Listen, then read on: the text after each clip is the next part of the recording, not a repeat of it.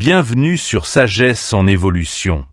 As-tu déjà ressenti ce désir profond que quelqu'un pense à toi, qu'il te manque, qu'il te désire de toutes ses forces, à tel point que tu occupes constamment son esprit? Et si je te disais que ce n'est ni de la magie, ni un jeu de manipulation? Non, c'est bien plus subtil, bien plus puissant. C'est un art, un équilibre délicat entre psychologie moderne et sagesse antique. Aujourd'hui, je vais te révéler des secrets que très peu de gens comprennent vraiment. 7 conseils essentiels qui te permettront d'attirer naturellement l'attention et le désir de cette personne spéciale, sans jamais te compromettre ou changer qui tu es.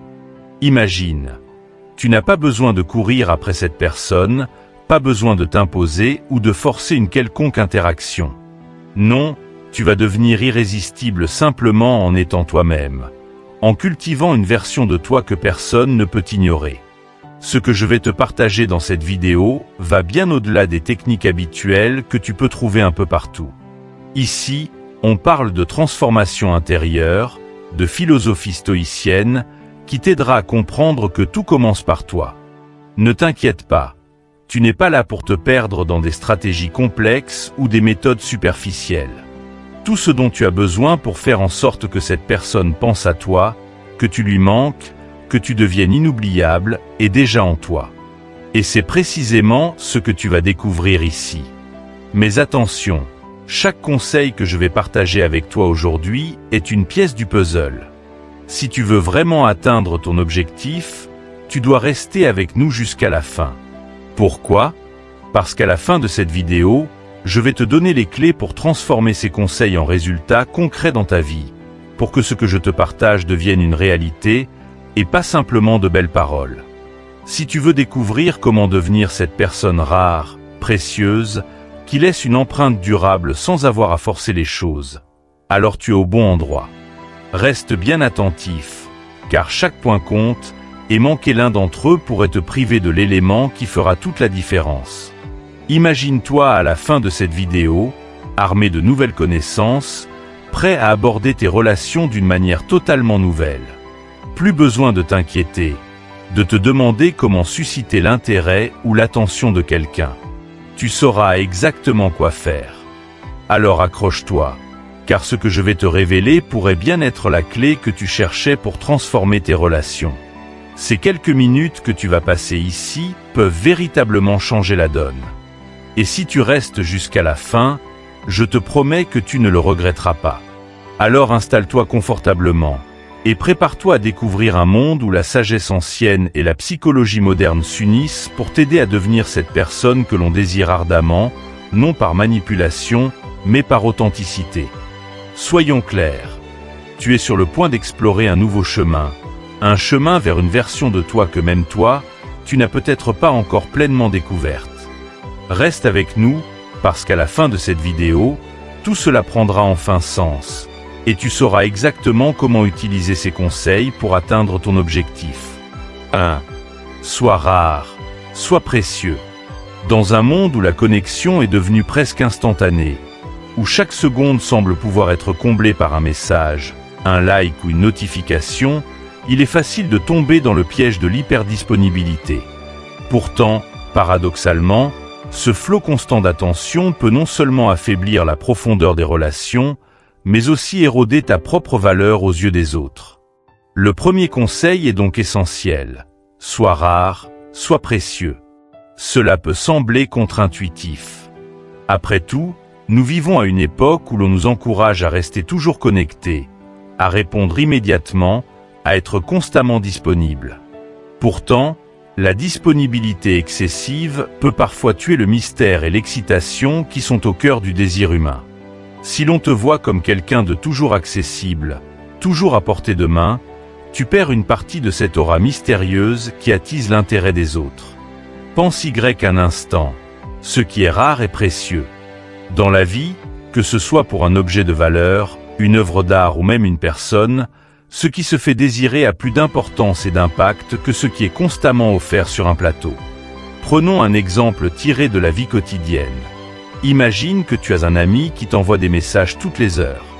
Au début, tu trouves cela sympathique, mais au fil du temps, Cette constante sollicitation devient une sorte de bruit de fond. Cet ami est toujours là, à tel point que tu finis par ne plus prêter autant d'attention à ses messages, car tu sais qu'il sera toujours disponible. En revanche, pense à un ami avec qui tu communiques moins souvent, mais chaque échange est profond, significatif et rare. Cet ami, par sa rareté, finit par occuper une place spéciale dans ta vie, car chaque interaction est attendue, chaque conversation a du poids. La rareté, ici, ne signifie pas que tu dois disparaître ou ignorer les autres, mais que tu dois apprendre à doser ta présence. Être rare, c'est savoir offrir de la qualité plutôt que de la quantité. Lorsque tu es constamment disponible, il n'y a plus de mystère, plus de place pour l'imagination. Au contraire, en te faisant un peu désirer, en créant une distance subtile, tu permets à l'autre de ressentir le manque. Ce manque, loin d'être un problème, est en réalité une force puissante. Lorsque quelqu'un prend conscience de ton absence, il réalise la valeur de ta présence. C'est un peu comme une pause musicale dans une mélodie. Le silence entre deux notes permet d'apprécier davantage la musique lorsqu'elle reprend. La même idée s'applique dans les relations humaines. Si tu es toujours là, l'autre n'a jamais l'occasion de se demander comment ce serait si tu n'y étais pas. En créant de l'espace, tu laisses de la place pour l'imagination, et c'est dans cette absence que le désir peut grandir. D'ailleurs, c'est un principe fondamental de la philosophie stoïcienne. Apprendre à trouver la juste mesure, à cultiver la modération dans nos actions. Être constamment présent, que ce soit physiquement ou à travers des messages, c'est tomber dans l'excès. Et l'excès, comme nous le savons, peut rapidement dévaloriser ce que l'on offre. C'est pourquoi le stoïcisme prône le contrôle de soi, la maîtrise de ses impulsions. Plutôt que de céder à l'envie d'être constamment visible, apprends à apprécier l'impact que peut avoir l'absence. Dans une société où la réponse instantanée est devenue la norme, être rare devient un luxe. Cela ne signifie pas que tu dois jouer à des jeux mentaux ou manipuler l'autre, loin de là. Il s'agit plutôt de valoriser ton temps et ton énergie, de montrer que tu es quelqu'un de précieux, que ta présence est un cadeau et non un dû. Si tu te donnes entièrement, sans filtre, dès le départ, tu risques de diluer l'impact que tu peux avoir sur les autres. Pense ainsi. Lorsque tu attends avec impatience la sortie d'un film ou d'un album de ton artiste préféré, l'excitation monte à mesure que la date approche. Pourquoi ? Parce que tu ne peux pas avoir accès à ce contenu quand tu le souhaites. Il y a une attente, un temps d'absence, qui amplifie ton désir. La même chose s'applique dans tes relations. Si tu es constamment disponible, à quoi l'autre personne pourrait-elle aspirer ? Où se trouve la place pour le mystère, pour l'excitation d'attendre quelque chose ? L'idée n'est pas de te rendre totalement inaccessible, mais d'apprendre à doser ta présence. Si chaque message, chaque interaction est inondée d'immédiateté, tu perds cette capacité à créer une connexion profonde. Cultive cette rare qualité de présence. Parfois, il vaut mieux être silencieux et attendre le bon moment pour apparaître, plutôt que de toujours être là, à chaque instant. De cette manière, chaque fois que tu interviens, cela a du poids, cela compte. Pour maintenir cet équilibre, demande-toi, est-ce que je veux être un bruit de fond, ou est-ce que je veux être une mélodie qu'on attend avec impatience ? Le choix est entre tes mains. En contrôlant ta disponibilité, tu contrôles non seulement la perception que l'autre a de toi, mais aussi la manière dont il ou elle t'intègre dans sa vie. En devenant rare, tu deviens précieux. Maintenant que nous avons exploré l'importance de la rareté, nous devons également comprendre qu'il ne suffit pas seulement d'être moins disponible pour susciter le désir. Il faut aussi savoir comment occuper cette rareté de manière significative. La clé réside dans la qualité des interactions que tu as lorsque tu es présent. C'est ce que nous allons voir dans la prochaine partie. Comment prioriser les rencontres en personne afin de créer des moments authentiques et inoubliables qui laisseront une empreinte durable. 2. Priorise les rencontres en personne. Dans un monde où les interactions numériques sont devenues la norme, il est facile de tomber dans le piège de croire que les messages, les appels vidéo ou même les échanges sur les réseaux sociaux suffisent pour établir des connexions solides. Mais si tu regardes autour de toi, tu réaliseras rapidement que rien ne remplace la connexion humaine en face à face. Les interactions en personne ne sont pas seulement plus profondes, elles sont aussi plus mémorables. La présence physique, le langage corporel, l'énergie que tu dégages, tout cela joue un rôle fondamental dans la façon dont tu es perçu et dans l'impact que tu laisses sur l'autre. Imagine un instant que tu es assis dans un café avec quelqu'un. Vous êtes face à face, vos téléphones sont éteints ou rangés.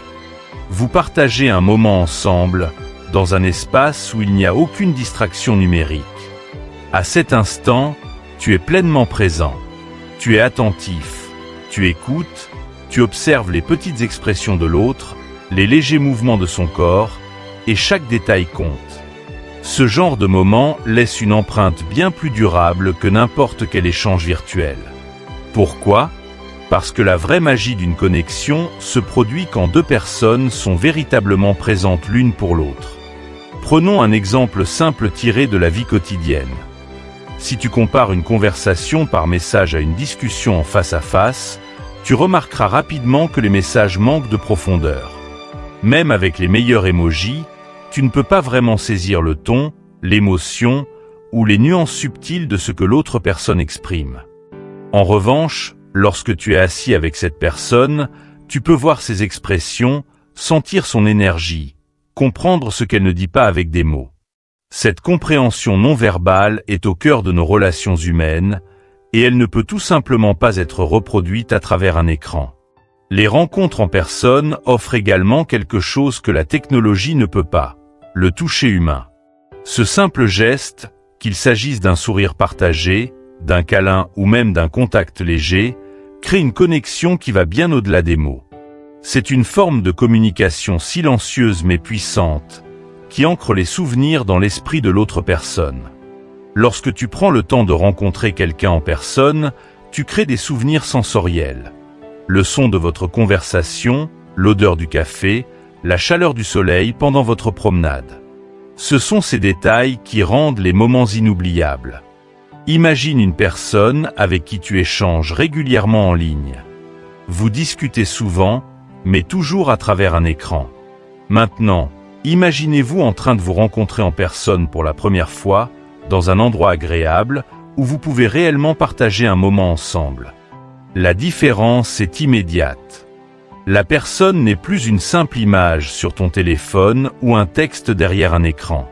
Elle devient réelle, tangible, et la connexion que vous avez est instantanément amplifiée. Le lien humain est profondément ancré dans le besoin de proximité physique. Les études montrent que les interactions face à face activent des zones du cerveau liées à l'empathie, à la reconnaissance et à l'attachement. Tout ce qui, au fond, constitue une relation profonde. L'idée ici n'est pas de bannir la technologie, bien sûr, elle joue un rôle important dans nos vies. Mais elle ne doit jamais remplacer la qualité des interactions humaines. Un message texte est utile pour organiser une rencontre, pour montrer une petite attention, mais il ne devrait jamais être le cœur de ta relation. Si tu veux vraiment marquer l'esprit de quelqu'un, si tu veux que cette personne se souvienne de toi, tu dois lui offrir quelque chose de bien plus fort qu'un message. Ton temps, ta présence, ton authenticité. Car, au final, ce que les gens retiennent, ce sont les moments partagés, les conversations intimes, et non le nombre de fois où vous vous êtes échangé des messages. Prenons l'exemple d'un couple. Ils peuvent passer des heures à échanger des messages toute la journée. Mais est-ce vraiment là que réside l'intensité de leur relation? Non, l'intensité naît lors de ces dîners partagés, des soirées passées ensemble à rire, des moments où ils sont l'un avec l'autre sans distraction. C'est là que la relation prend tout son sens, que la connexion se renforce et que des souvenirs durables sont créés. Les messages, les appels, tout cela joue un rôle de soutien, mais la fondation se construit dans les moments où ils sont ensemble, en personne. De plus, en priorisant les rencontres en personne, tu montres à l'autre que tu accordes de la valeur à cette relation. C'est une façon silencieuse de dire « Tu es important pour moi et je veux partager du temps réel avec toi ». Cela envoie un message puissant. car dans un monde où tout va vite, où l'on privilégie souvent la rapidité des interactions, prendre le temps de rencontrer quelqu'un en personne devient un acte de rareté, presque un luxe. C'est une manière de montrer que tu es prête à investir ton temps, ton énergie et ta présence dans cette relation. En résumé, rien ne remplace la magie des moments en face à face. Ces instants où l'on est réellement ensemble, où l'on se regarde dans les yeux, où l'on partage un sourire ou une émotion, sont ceux qui créent les souvenirs les plus puissants. Cultive ces moments, car ce sont eux qui feront la différence dans tes relations. Et si tu cherches à construire une connexion qui dure, à faire en sorte que quelqu'un pense à toi et ressente le besoin de ta présence, c'est dans ces rencontres en personne que tu trouveras les réponses. Maintenant que nous avons compris l'importance des rencontres en personne, il est temps de réfléchir à la manière dont tu te présentes lors de ces moments. Il ne suffit pas d'être là physiquement, il faut aussi que ta présence soit enracinée dans une forme de confiance et d'indépendance émotionnelle. Être indépendant émotionnellement est une qualité irrésistible qui attire naturellement les autres vers toi. Dans la prochaine partie, nous explorerons comment cultiver cette indépendance pour renforcer ta valeur et attirer l'attention de ceux qui t'entourent. 3. L'indépendance émotionnelle. Dans toute relation, qu'elle soit romantique, amicale ou professionnelle, l'une des qualités les plus puissantes et les plus attirantes que tu peux développer est l'indépendance émotionnelle. Contrairement à ce que beaucoup pensent, être émotionnellement indépendant ne signifie pas être froid, distant ou insensible. C'est tout le contraire. C'est apprendre à être tellement en paix avec toi-même, à être si complet et épanoui dans ta propre vie, que tu n'as pas besoin de l'autre pour te sentir entier.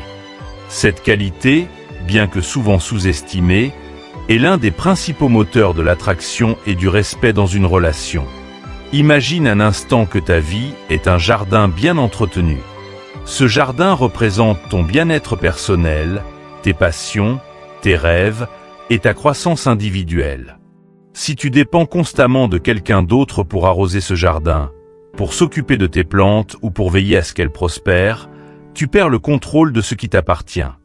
Cependant, si tu apprends à entretenir ce jardin toi-même, à prendre soin de chaque plante avec amour et attention, ton jardin ne sera pas seulement florissant, mais il attirera aussi les regards de ceux qui passent près de lui.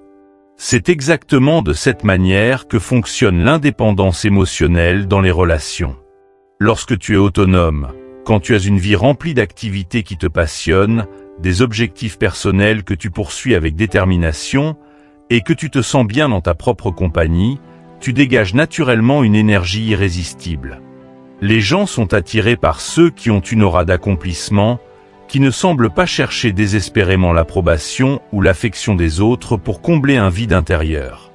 Ce type d'énergie agit comme un aimant, parce qu'il inspire confiance et sécurité. Prenons un exemple simple. Imagine quelqu'un qui, dans une relation, attend constamment des autres qui lui fournissent du bonheur, qu'il remplisse ses journées ou qu'il valide ses émotions. Cette personne finit par épuiser ses proches, car elle devient dépendante de leur présence et de leurs actions pour se sentir bien. Maintenant, compare cela à quelqu'un qui est pleinement satisfait dans sa propre vie. Cette personne sait qu'elle peut être heureuse toute seule, qu'elle peut se divertir, se motiver et poursuivre ses objectifs sans avoir besoin de l'approbation ou de la validation constante des autres. Cette dernière personne est bien plus attirante, car elle ne représente pas un fardeau émotionnel pour son entourage. Au lieu d'absorber l'énergie des autres, elle la partage, la renforce et devient une source de positivité dans la vie des autres. Il est important de souligner que l'indépendance émotionnelle ne signifie pas qu'il faut ignorer l'autre ou être indifférent à ses besoins. Ce n'est pas une invitation à couper les liens ou à ne jamais partager tes émotions. En fait, l'indépendance émotionnelle te permet d'entrer dans une relation depuis un lieu d'abondance et non de besoin. Cela signifie que tu es capable de donner sans attendre systématiquement quelque chose en retour, parce que tu n'es pas émotionnellement dépendant de l'autre personne pour te sentir complet. Imagine cela. Tu invites quelqu'un à un banquet. Si tu as déjà un banquet magnifiquement préparé, avec des plats délicieux et une ambiance accueillante, la personne se sentira privilégiée de partager ce moment avec toi. Mais si tu attends que cette personne arrive avec tous les ingrédients et prépare elle-même le festin, la dynamique est complètement différente. C'est exactement ce qui se passe dans les relations humaines.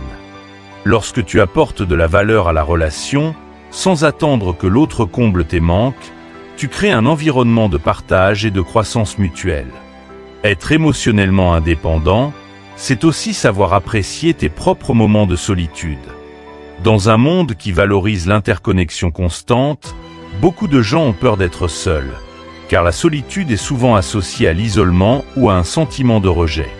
Pourtant, la solitude, lorsqu'elle est bien utilisée, est l'un des outils les plus puissants pour grandir personnellement. Profiter de ces moments seuls permet de réfléchir, de se connaître, de mieux comprendre ses désirs et de trouver un équilibre émotionnel. Une personne qui sait être seule est une personne qui ne sera jamais dépendante de la présence des autres pour se sentir épanouie. Un autre aspect clé de l'indépendance émotionnelle est d'accepter ce que tu ne peux pas contrôler. Cela découle directement de la philosophie stoïcienne. Dans les relations, tu ne peux pas toujours influencer la façon dont l'autre personne se sent, ni contrôler ses actions. Tu ne peux pas forcer quelqu'un à t'aimer, à te désirer ou à te manquer. Ce que tu peux contrôler, c'est ta propre vie, tes réactions et ton développement personnel.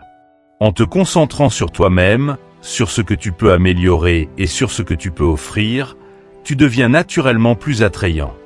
Les autres seront intrigués et inspirés par ta capacité à rester centré, même lorsque les choses échappent à ton contrôle. Il est également essentiel de comprendre que l'indépendance émotionnelle ne signifie pas que tu es invulnérable ou insensible. Il est tout à fait normal de vouloir être aimé, soutenu et compris dans une relation. Cependant, l'indépendance émotionnelle te permet de ne pas être défini par ses besoins. Elle te permet de t'engager dans des relations avec une plus grande clarté, sans la pression d'attendre que l'autre personne comble toutes tes attentes. Tu deviens plus tolérant, plus patient et plus résilient, car tu sais que ton bonheur ne dépend pas exclusivement de l'autre. Prenons l'exemple d'une relation où l'un des partenaires est émotionnellement dépendant, cherchant constamment l'approbation et l'attention de l'autre. Cette dynamique peut rapidement devenir toxique, car elle met une pression excessive sur le partenaire qui doit constamment rassurer et répondre aux besoins émotionnels de l'autre. Cela peut créer un déséquilibre où l'une des personnes se sent étouffée, tandis que l'autre se sent insécure.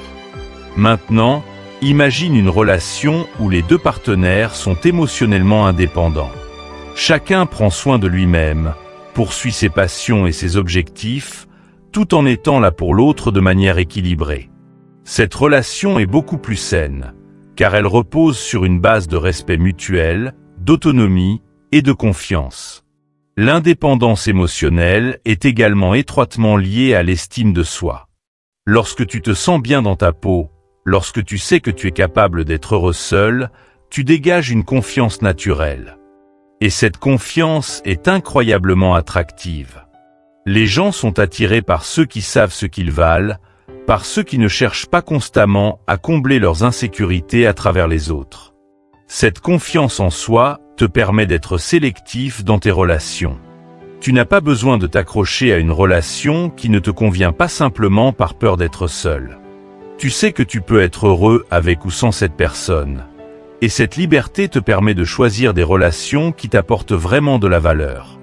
En conclusion, l'indépendance émotionnelle est l'une des qualités les plus précieuses que tu puisses développer. Elle te permet de créer des relations basées sur la confiance, le respect et l'autonomie, plutôt que sur la dépendance ou le besoin. En cultivant ta propre vie, en poursuivant tes passions et en apprenant à être à l'aise avec toi-même, tu rayonnes une énergie qui attire naturellement les autres vers toi. Mais cette indépendance ne doit pas être confondue avec la distance ou l'indifférence. Elle te permet simplement de rester complet et de ne pas avoir besoin de l'autre pour exister. À présent que nous avons exploré l'importance de l'indépendance émotionnelle, il est temps de parler d'une autre qualité essentielle dans les relations, la patience. La patience en amour et dans les relations est une vertu qui, si elle est bien cultivée, peut faire la différence entre une relation éphémère et une connexion profonde et durable. C'est ce que nous allons découvrir dans la prochaine partie. 4. La patience en amour. Dans une époque où tout semble aller vite, où l'on peut avoir presque tout sur demande, que ce soit la nourriture livrée en quelques minutes ou des informations accessibles en un clic, il est tentant de vouloir que l'amour fonctionne de la même manière. On veut tout de suite. L'idée de l'amour à première vue, cette notion que la connexion parfaite peut se produire instantanément, est séduisante. Elle est omniprésente dans les films, les séries et la culture populaire en général. Pourtant, la réalité est bien différente. L'amour véritable, celui qui dure, prend du temps à se développer. La patience en amour est une vertu rare mais indispensable. Elle va à l'encontre de cette impatience moderne qui pousse à vouloir des résultats immédiats. Les connexions profondes et authentiques ne se forment pas du jour au lendemain. Elles nécessitent du temps, de l'attention et surtout une réelle volonté de découvrir l'autre dans toute sa complexité. Imagine un peu une plante que tu essaies de faire pousser. Si tu attends qu'elle fleurisse du jour au lendemain, tu seras rapidement frustré. Mais si tu lui donnes le temps de s'enraciner, de croître naturellement, en prenant soin de l'arroser régulièrement et de lui offrir la lumière nécessaire, elle finira par éclore dans toute sa beauté. L'amour fonctionne de la même manière. Prenons un exemple concret. Supposons que tu rencontres quelqu'un et que tu ressens immédiatement une forte attirance. C'est merveilleux, mais l'erreur serait de te précipiter, de vouloir tout savoir, tout partager, tout de suite. En agissant ainsi, tu risques de brûler les étapes, de ne pas laisser le temps à la relation de se construire sur des bases solides. L'amour, comme un bon vin, s'améliore avec le temps. Ce qui, au départ, pourrait n'être qu'une étincelle d'attirance peut se transformer en un feu puissant si tu laisses le temps à cette relation de mûrir. L'une des clés pour développer cette patience en amour est de prendre le temps de connaître véritablement l'autre personne. Il ne s'agit pas seulement de passer des moments ensemble, mais de découvrir en profondeur qui est cette personne. Quels sont ses rêves? Quelles sont ses peurs? Quelles sont ses valeurs? Ce sont ces éléments qui constituent l'essence d'une relation solide. Trop souvent, on se laisse emporter par l'euphorie des premières rencontres, par l'excitation du début, sans se soucier des fondations sur lesquelles repose la relation. Pourtant, c'est en prenant le temps de connaître l'autre dans ses moments de vulnérabilité, dans ses réussites comme dans ses échecs, que tu bâtis une relation qui pourra résister aux tempêtes. Prenons un autre exemple tiré de la vie quotidienne. Imagine que tu entres dans un magasin et que tu achètes une pomme parce qu'elle est belle et brillante à l'extérieur. Tu es séduit par son apparence, tu te dépêches de la prendre sans même y réfléchir. Mais en croquant dedans, tu te rends compte qu'elle est pourrie à l'intérieur. C'est exactement ce qui peut arriver si tu te précipites dans une relation sans prendre le temps de découvrir qui est réellement l'autre. À première vue, tout peut sembler parfait, mais si tu ne grattes pas la surface, si tu ne te donnes pas la patience nécessaire pour apprendre à connaître l'autre personne en profondeur, tu risques de découvrir des aspects qui ne correspondent pas à tes attentes. La philosophie stoïcienne nous enseigne l'importance de la patience et de la maîtrise de soi. Les stoïciens croyaient que rien de ce qui vaut vraiment la peine ne se fait dans la précipitation. La patience te permet d'observer, d'analyser, de comprendre sans être aveuglé par les émotions immédiates. C'est en prenant du recul que tu peux vraiment évaluer si cette personne, qui t'attire tant au début, partage tes valeurs, tes aspirations, et si une connexion durable peut être construite. Une étude menée par la psychologue Carol Dweck, spécialisée dans la psychologie de la motivation et du développement personnel, a démontré l'importance de la mentalité de croissance dans les relations. Elle explique que les personnes qui considèrent les relations comme un processus de développement constant et non comme quelque chose de figé, ont des relations plus durables et plus satisfaisantes. Cela rejoint l'idée que l'amour n'est pas une destination, mais un voyage, un processus d'apprentissage et d'évolution. Prendre le temps de découvrir et de grandir avec l'autre personne permet de construire une relation plus profonde et significative. La patience en amour ne signifie pas non plus que tu dois attendre passivement que tout se mette en place. C'est une patience active où tu t'engages à découvrir l'autre, à créer des moments partagés qui ont du sens et à construire ensemble une relation durable. Il ne s'agit pas de laisser faire les choses au hasard, mais de prendre le temps de les bâtir avec soin et intention. Un autre aspect crucial de la patience est la gestion des attentes. Dans une société où l'on nous montre constamment des images d'amour parfait, il est facile de se laisser emporter par des fantasmes et des idéalisations. Pourtant, l'amour n'est jamais parfait. Il est imparfait, comme nous le sommes tous. La patience te permet d'accepter ses imperfections, de comprendre que l'autre personne, tout comme toi, a ses forces et ses faiblesses.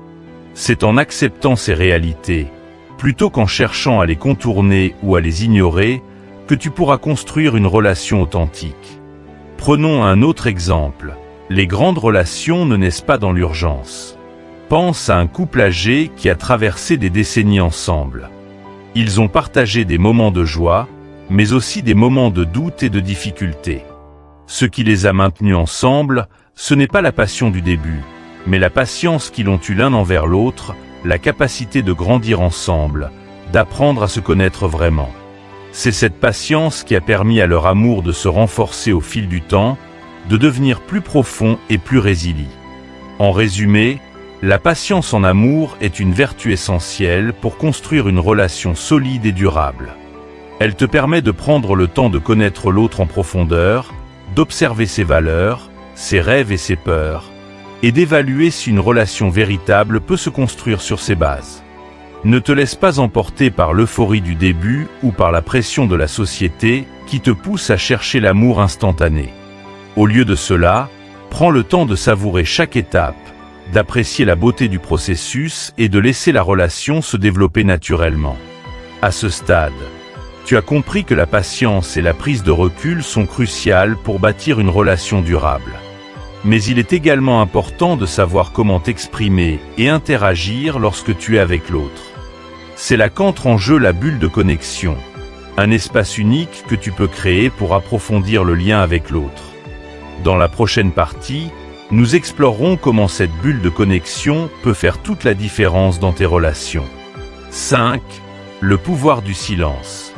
Le silence, dans un monde saturé de bruit, de conversations incessantes et de distractions numériques, est une force sous-estimée. Le pouvoir du silence est bien plus grand que ce que l'on imagine. Il ne s'agit pas simplement de l'absence de mots, mais d'un outil puissant qui peut transformer la dynamique d'une relation et laisser une empreinte durable. Parfois, il suffit de se taire, de rester présent sans parler, pour dire tout ce que les mots ne pourraient jamais exprimer. Le silence permet de créer une tension positive, une forme de mystère qui attise l'intérêt. Dans nos interactions sociales, nous avons souvent l'impression que pour maintenir l'attention ou l'intérêt de quelqu'un, il faut parler, remplir les silences à tout prix. Pourtant, la véritable puissance réside souvent dans les pauses, dans ces moments où tu choisis de ne rien dire. Prenons l'exemple d'une conversation. Si tu es constamment en train de parler, sans laisser à l'autre la place de répondre ou de réfléchir, tu risques d'étouffer l'échange. Mais si tu laisses des silences stratégiques, tu donnes à l'autre personne l'espace nécessaire pour se connecter à toi à un niveau plus profond. Imagine-toi dans une discussion où, au lieu de répondre immédiatement, tu choisis de marquer une pause, un moment de réflexion silencieuse. Ce silence peut sembler lourd pour certains, mais il a un pouvoir unique. Il permet à l'autre de se poser des questions, de réfléchir à ce que tu penses, et d'être plus attentif à ton langage corporel. Un simple regard, dans ce silence, peut en dire plus qu'une longue phrase. Il peut transmettre de l'intensité, de l'empathie ou même de la complicité. Le silence donne de l'espace à l'émotion. Il laisse place à l'interprétation, à l'imagination, et permet à l'autre de ressentir plus profondément ce que tu veux transmettre. Prenons un exemple concret. Pense à une scène de film où deux personnages sont plongés dans un moment de silence. La tension qui en découle n'est pas inconfortable, elle est puissante. Chaque spectateur est suspendu à ce silence, essayant de comprendre ce qui se passe dans la tête des personnages. De la même manière, dans une relation, un moment de silence partagé peut créer une atmosphère de complicité bien plus forte qu'un flot de paroles. C'est dans ces moments d'absence de mots que l'on ressent la présence de l'autre de manière encore plus intense. Le silence a également la capacité de renforcer ta valeur dans une relation. Si tu es toujours en train de parler, toujours disponible pour échanger, tu risques de te banaliser aux yeux de l'autre. Mais si tu apprends à doser ta présence et à introduire des moments de silence, tu deviens plus intriguant. L'autre personne commence à se poser des questions. À quoi pense-t-il? Pourquoi ne parle-t-il pas tout de suite? Ce mystère que tu crées avec le silence pousse l'autre à réfléchir à toi-même en ton absence. Il y a une comparaison intéressante à faire avec la musique. Dans une mélodie, ce ne sont pas seulement les notes qui font la beauté d'une composition, mais aussi les pauses, les moments de silence entre ces notes. Ces moments d'arrêt permettent à la mélodie de respirer, de donner plus de sens et de profondeur à la musique. Si une musique était composée uniquement de notes sans pause, elle serait assommante et perdrait tout son charme. Il en va de même pour les relations humaines. Les pauses et les silences permettent à la relation de respirer, de se développer et de devenir plus riche et plus complexe. Le silence permet aussi à l'autre personne de prendre conscience de ton absence et de la valoriser. Si tu es toujours là, toujours en train de répondre instantanément, tu ne laisses pas de place à l'autre pour te manquer. Mais en laissant des silences, des moments d'absence, tu crées un espace où l'autre peut réfléchir à toi, se rappeler des moments que vous avez partagés et ressentir ce manque qui, paradoxalement, renforce l'attachement. Le philosophe stoïcien Épictète disait que nous devons être maîtres de nos réactions et de nos paroles. Et cela inclut la capacité à rester silencieux quand il le faut. Le silence, dans ce cas, n'est pas une absence de communication, mais une manière différente et souvent plus puissante de communiquer. Le silence est également une invitation à la réflexion. Dans les moments où tu choisis de ne rien dire, tu incites l'autre à se tourner vers lui-même. Il y a une introspection qui se produit dans ces instants où l'on se tait. Ce silence peut aussi être une manière de montrer à l'autre que tu respectes son espace, que tu n'as pas besoin de combler tous les vides avec des mots, que tu es à l'aise avec l'idée de simplement être présent, sans forcer la conversation. Cette confiance dans le silence est un signe de maturité émotionnelle. Prenons un autre exemple de la vie quotidienne. Imagine que tu es dans une relation où chaque moment de silence est rempli par des conversations superficielles ou des distractions. Avec le temps, ces échanges peuvent devenir mécaniques, sans véritable profondeur. Maintenant, imagine une relation où tu es capable de partager des moments de silence en toute simplicité, où le fait de rester silencieux ensemble ne crée pas d'inconfort, mais plutôt un sentiment de paix et de compréhension mutuelle. C'est cette capacité à être ensemble sans avoir besoin de toujours parler qui peut véritablement renforcer une connexion. Le silence est également un outil de maîtrise de soi. Dans des moments de tension ou de conflit, il peut être tentant de réagir immédiatement, de répondre sur le coup de l'émotion. Mais en choisissant le silence, tu t'offres une opportunité de réfléchir avant d'agir, de prendre du recul et de répondre de manière plus sage et mesurée. Cette pause permet souvent de désamorcer une situation qui pourrait autrement dégénérer. Le silence devient alors une forme de puissance, car il montre que tu n'es pas esclave de tes émotions, mais que tu es capable de les maîtriser et de répondre de manière réfléchie. En résumé, le silence a un pouvoir immense dans les relations humaines. Il crée du mystère, renforce l'attachement et permet à la relation de respirer. Il offre des moments de réflexion, de prise de recul et laisse une empreinte bien plus forte que des mots prononcés à la hâte. En apprenant à utiliser le silence, tu deviens plus présent, plus intense et plus intriguant. Les moments où tu choisis de ne rien dire sont souvent ceux où tu dis le plus. Maintenant que nous avons exploré la force du silence, nous devons nous pencher sur un autre aspect essentiel des relations, l'authenticité. Être soi-même, sans filtre, est une des qualités les plus attrayantes que l'on puisse avoir. Dans la prochaine partie, nous verrons pourquoi et comment l'authenticité peut renforcer tes connexions avec les autres. 6. L'authenticité avant tout. Dans un monde où l'apparence et les masques sont devenus la norme, où chacun semble jouer un rôle pour correspondre aux attentes des autres, l'authenticité est une qualité rare et précieuse. Être authentique, c'est avoir le courage d'être soi-même, de ne pas essayer de correspondre à une image idéalisée ou à des attentes extérieures. Et c'est justement cette authenticité qui attire naturellement les autres et qui permet de créer des relations durables, profondes et sincères. La société moderne nous pousse constamment à nous conformer à des standards. Que ce soit sur les réseaux sociaux, au travail ou dans nos relations personnelles, il semble toujours y avoir une pression pour afficher une version parfaite de soi. Pourtant, derrière ce masque de perfection, beaucoup ressentent un vide, une déconnexion. Pourquoi ? Parce qu'en cherchant à être quelqu'un que l'on n'est pas, on finit par créer une distance entre soi et les autres. Les relations qui se construisent sur des façades sont superficielles, fragiles et souvent éphémères.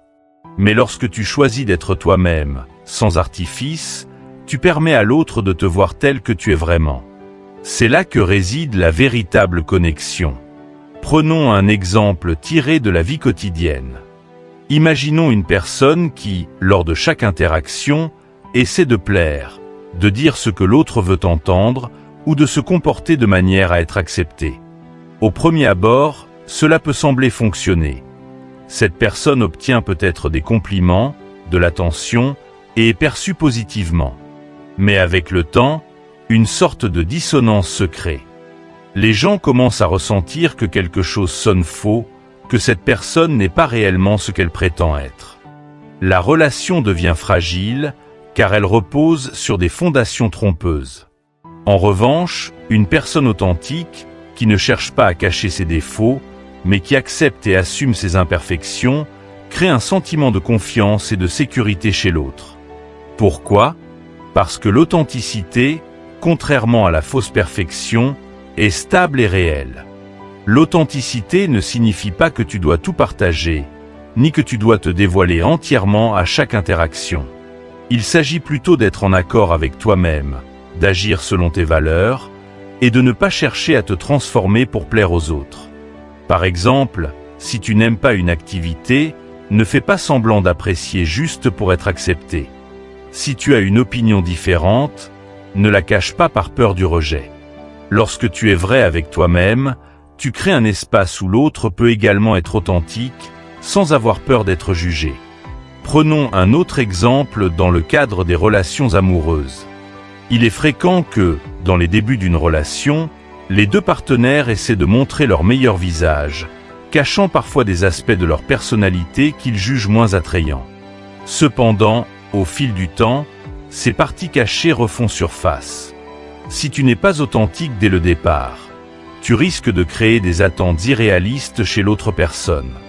Lorsque ces aspects de toi finissent par se révéler, cela peut provoquer des tensions, voire des ruptures, car la relation n'a pas été construite sur une base solide et vraie. L'authenticité, en revanche, permet d'éviter ces déceptions à long terme. La philosophie stoïcienne nous enseigne à vivre selon nos principes et à ne pas nous laisser influencer par les jugements ou les opinions des autres. Les stoïciens croyaient fermement que la seule manière de trouver la paix intérieure et d'être véritablement heureux était de vivre en accord avec son propre soi, et non en fonction des attentes extérieures. C'est un principe qui s'applique parfaitement aux relations humaines. Lorsque tu es authentique, tu attires naturellement des personnes qui partagent tes valeurs et respectent qui tu es vraiment. En revanche, en cherchant à être quelqu'un d'autre, tu attires des personnes qui, à terme, seront déçues lorsque tu révéleras ton véritable toi.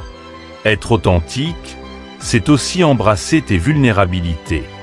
Nous avons tous des défauts, des moments de doute, des faiblesses.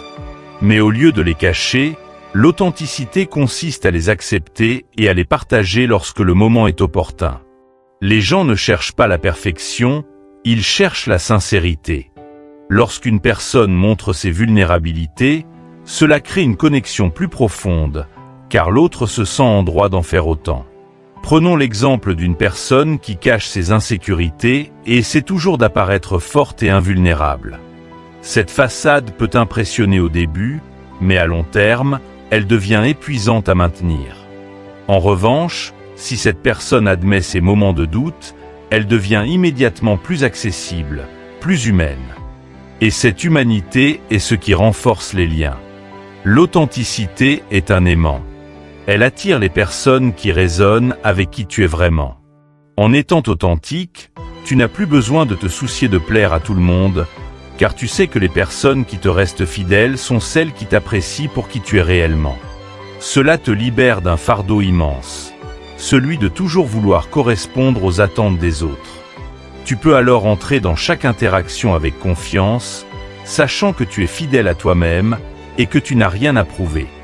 Un autre aspect essentiel de l'authenticité est que cela te permet de construire des relations plus durables. Les relations fondées sur des masques finissent toujours par s'effondrer, car il devient impossible de maintenir une façade indéfiniment. À un moment donné, la vraie nature de chacun se révèle. En étant authentique dès le départ, tu poses les bases d'une relation sincère qui pourra traverser les épreuves du temps. C'est en étant toi-même que tu peux vraiment savoir si la personne en face de toi est compatible avec qui tu es, et si une relation durable peut se développer. Mais attention, l'authenticité ne signifie pas être brutalement honnête ou insensible aux sentiments des autres.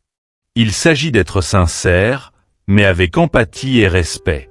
Par exemple, si tu n'es pas d'accord avec quelqu'un, il est possible d'exprimer ton point de vue de manière authentique, tout en restant respectueux et ouvert au dialogue. L'authenticité est une qualité subtile qui allie franchise et bienveillance. En résumé, l'authenticité est l'un des atouts les plus puissants dans toute relation. Dans un monde où les masques sont omniprésents, être soi-même est un acte de courage, mais c'est aussi ce qui te rendra le plus attirant. En étant authentique, tu crées un espace de sincérité où l'autre personne se sent également en sécurité pour être elle-même.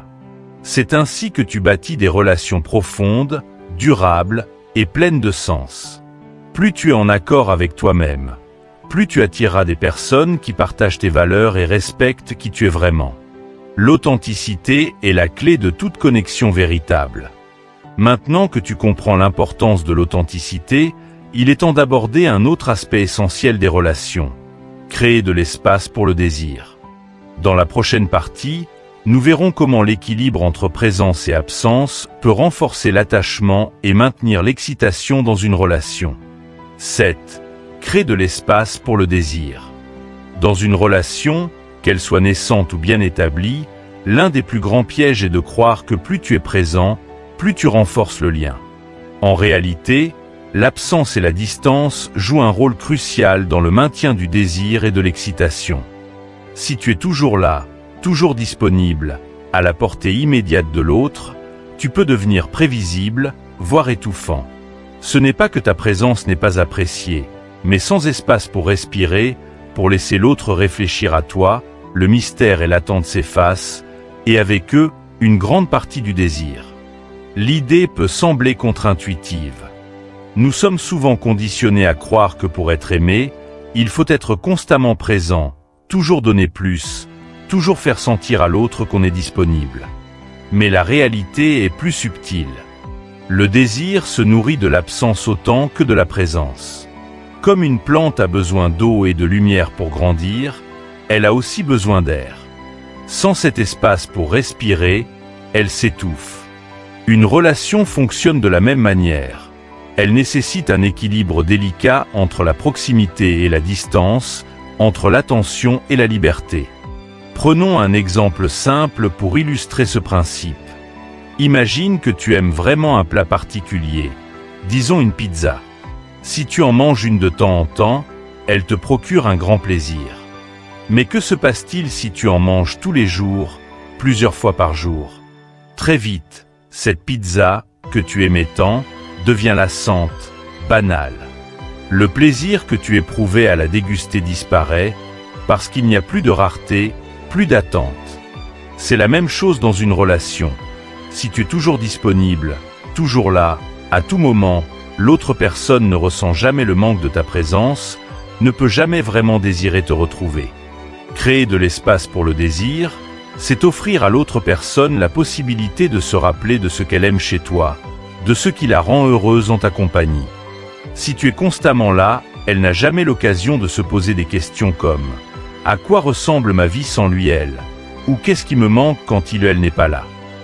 En te retirant subtilement, en créant une absence ponctuelle, tu permets à l'autre de ressentir ce vide temporaire. Et c'est dans ce vide que le désir peut se développer. L'un des fondements de ce principe est le concept de rare et précieux. Ce qui est rare est naturellement plus précieux. Nous valorisons davantage ce que nous ne pouvons pas avoir à volonté. C'est pourquoi une relation où l'on respecte l'espace de l'autre, où l'on ne cherche pas à être constamment présent, devient plus forte et plus attractive. En créant cette distance, tu invites l'autre à te redécouvrir à chaque fois que vous vous retrouvez. La distance fait grandir l'affection, non pas parce que tu es absent, mais parce que tu permets à l'autre de ressentir ton absence de manière positive. Prenons un autre exemple, tiré du domaine professionnel. Imagine un collègue qui t'envoie constamment des messages, des mails, des rappels. Au bout d'un moment, tu ressens une forme de lassitude, car tu sais qu'il sera toujours là, qu'il ne te laissera aucun répit. Cela crée de l'irritation. Mais si ce collègue sait respecter des moments de silence, de pause, où il te laisse de l'espace pour réfléchir, tu seras plus disposé à répondre positivement à ses demandes lorsqu'il reviendra vers toi. L'espace crée le besoin, car il rappelle à l'autre l'importance de ton rôle sans que tu n'aies besoin de forcer la connexion. Le fait de laisser de l'air à l'autre n'est pas seulement une stratégie relationnelle, c'est aussi une preuve de maturité et de confiance en toi. Si tu te sens obligé d'être constamment présent pour maintenir l'attention de quelqu'un, cela peut révéler une certaine insécurité. En revanche, lorsque tu es capable de t'éloigner, de laisser de la place pour que l'autre personne ressente ton absence, tu montres que tu as confiance en la solidité de la relation. Tu n'as pas besoin de forcer ou de manipuler, car tu sais que le désir revient naturellement lorsque tu donnes à l'autre la liberté de choisir de te retrouver. La philosophie stoïcienne nous enseigne également l'importance de savoir se détacher des choses que nous ne pouvons pas contrôler. Dans une relation, cela signifie que tu ne peux pas forcer l'autre à te désirer ou à ressentir quelque chose pour toi. Ce que tu peux faire, en revanche, c'est créer les conditions dans lesquelles ce désir peut se développer. En laissant de l'espace à l'autre, tu permets à cette dynamique de se construire naturellement, sans pression. L'espace dans une relation ne se limite pas seulement à l'absence physique. Il peut s'agir d'un espace émotionnel. Parfois, l'excès de communication ou de partage peut devenir accablant. Si chaque petit détail de ta vie est communiqué en temps réel, il n'y a plus de surprise, plus de mystère. En gardant certaines choses pour toi, en laissant à l'autre le temps de découvrir certaines facettes de ta personnalité, tu crées de l'intérêt et de l'excitation. Laisse à l'autre la possibilité de te poser des questions, de vouloir en savoir plus. Laisse la relation respirer. Prenons un dernier exemple pour illustrer cela. Imagine un couple qui passe tout son temps ensemble, sans jamais se séparer. Au début, cela peut sembler parfait, mais avec le temps, cette proximité excessive peut devenir étouffante. Les deux personnes finissent par ne plus avoir d'espace pour elles-mêmes, pour leur propre passion, leur propre réflexion. Le désir, qui au départ était fort, commence à s'estomper parce que la relation n'a plus de mystère, plus d'espace pour respirer. En revanche, un couple qui sait se donner de l'espace, où chacun cultive ses propres intérêts, ses propres moments de solitude, permet au désir de rester vivant. À chaque retrouvaille, il y a quelque chose de nouveau à partager, un sentiment de redécouverte. En conclusion, créer de l'espace pour le désir est essentiel pour maintenir l'excitation et l'attachement dans une relation. Ne sois pas toujours présent, car l'excès de proximité peut étouffer le désir. Laisse à l'autre personne le temps et l'espace pour réfléchir à toi, pour se rappeler ce qui lui manque en ton absence. C'est dans ces moments d'absence que le désir grandit, que l'attachement se renforce. En dosant intelligemment ta présence, tu permets à la relation de respirer, de grandir et de devenir plus forte et plus durable. Maintenant que tu comprends l'importance de l'espace dans une relation, il est temps de parler d'un autre aspect fondamental, ne pas s'accrocher aux connexions. Dans la prochaine partie, nous verrons pourquoi il est essentiel de ne pas forcer les relations et comment adopter une mentalité d'abondance pour attirer les bonnes personnes dans ta vie. En conclusion, ces 7 conseils sont bien plus que de simples astuces pour susciter le désir ou attirer quelqu'un. Ils sont une feuille de route vers des relations plus profondes, plus saines et plus authentiques. L'amour et le désir ne doivent jamais être perçus comme des jeux à gagner ou des batailles à remporter.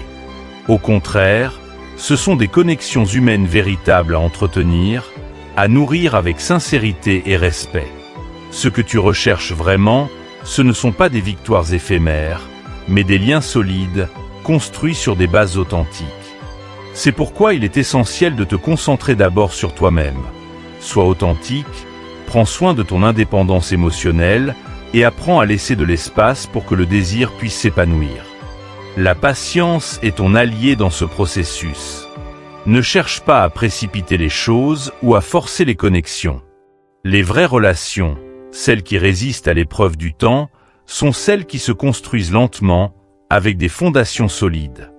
Accorde-toi et accorde à l'autre le temps nécessaire pour que le lien se développe naturellement. De la même manière, cultive la rareté. Sois présent de manière intentionnelle et significative, mais laisse aussi de l'espace pour que l'autre ressente le manque de ta présence. Le mystère et l'anticipation sont des moteurs puissants du désir. Être authentique est sans doute le conseil le plus fondamental de tous. Dans un monde où tant de gens se cachent derrière des masques ou essaient de correspondre à des attentes extérieures, ta véritable force réside dans ta capacité à rester fidèle à toi-même. Cette sincérité et cette transparence attireront les bonnes personnes dans ta vie, celles qui te verront pour ce que tu es réellement et qui apprécieront ton authenticité. En fin de compte, ce qui crée des relations durables, c'est cette capacité à être vulnérable, honnête et véritablement toi-même. C'est ce principe, patience, rareté, indépendance émotionnelle, silence, authenticité, espace et compréhension forment la base de toute relation réussie. En les appliquant, tu ne te contenteras pas de provoquer un désir passager. Tu bâtiras des relations qui résisteront au temps, aux difficultés et aux changements. Parce qu'une relation basée sur ces valeurs n'est pas seulement une connexion superficielle. C'est une alliance forte et durable, nourrie par le respect mutuel, l'admiration et une compréhension profonde. Alors, si tu trouves de la valeur dans ces conseils, n'oublie pas de t'abonner à notre chaîne Sagesse en évolution, de partager cette vidéo avec ceux que cela pourrait aider, et de laisser un commentaire pour me dire ce que tu en penses. Cela m'aide à créer encore plus de contenu de qualité pour toi. Et surtout, n'oublie pas de cliquer sur la cloche de notification pour ne jamais manquer nos prochaines vidéos. Rappelle-toi, la clé de toute relation réussie réside dans la patience, la rareté et l'authenticité. À très bientôt pour de nouveaux conseils sur Sagesse en évolution.